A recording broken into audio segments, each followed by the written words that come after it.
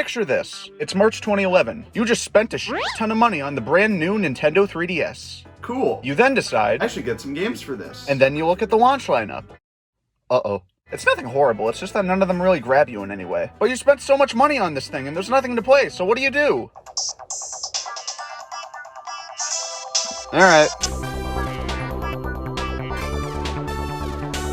Anyone remember Face Raiders? It was a pre-installed game that was on every 3DS. Developed by HAL Laboratory, the game used the 3DS's gyro and camera. What you do is you take a picture of you or someone else, and that photo will be put onto these little enemy guys that fly around. Each enemy has a different attack, like some shoot little balls at you, some kiss you, and some are squares. The goal of the game is to try to shoot as many of them as you can and try to rack up as many points as possible, with a little boss at the end of each level. I remember liking this a lot when I was younger. Back before I got my 2DS, this was before I felt true happiness, my brother would play Face Raiders every now and then. And if I was really lucky, sometimes he would even let me and my sister play. And we thought it was a ton of fun. We thought it was hilarious whenever we took a photo of something and then the little boss guy would come out and laugh. It seems like no one really talks about Face Raiders these days, though.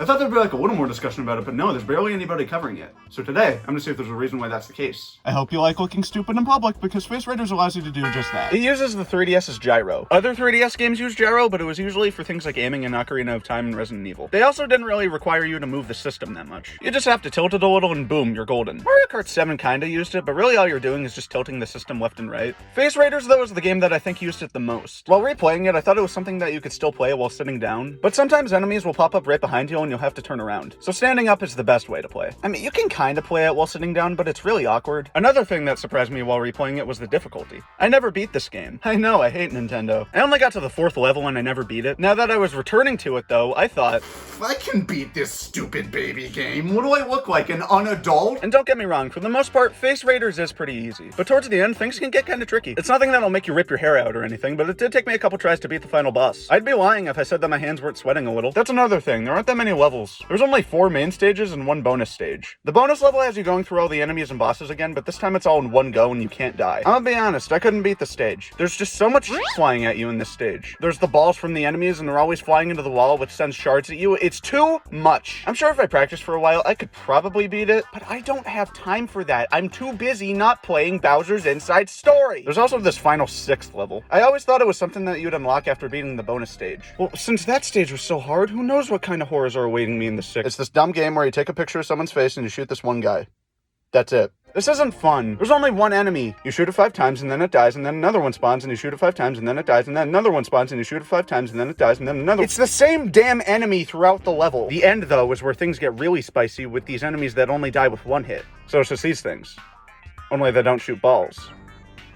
So they're worse. The main goal of this level is to try to get as many points as possible. So it's just the main game, but it only has 2 enemies. So it's worse. This level also takes place underwater. Okay. There's no reason why. It doesn't affect the level in any way. The last level kind of did this, but that time you're just in space. All this does is just put a water filter over the screen. And remember how I said that I thought you unlocked this by beating the bonus stage? Yeah, that's not how you get it. You get it by selecting Show a Friend at the menu. Why is it even part of the level selection? They could have just left it here. But oh wait, there's a difference between these two. The one in the level selection is actually an endless mode. If you let the enemy hit the ground, then you lose. This is the lamest way they could have done an endless mode. I would have much preferred it if they just used the regular enemies. At least with them, they have attacks, so there's a little bit of challenge. For this one though, you're basically just juggling the enemies. What else does Face Raiders have? Oh yeah, Face Collection. Face Collection lets you gawk at all the photos you've taken. Here's James Corden. You can even make them change expressions, that's cute. I know that I've been going kind of hard on this game lately, but let me get this straight. I don't think Face Raiders is bad, far from it actually. It was clearly just made to show off the system's gyro capability, and it does a pretty good job at that. And on top of that, it's also just a fun, charming, cute game. It's nothing amazing, it's more than amazing. I freaking love squares.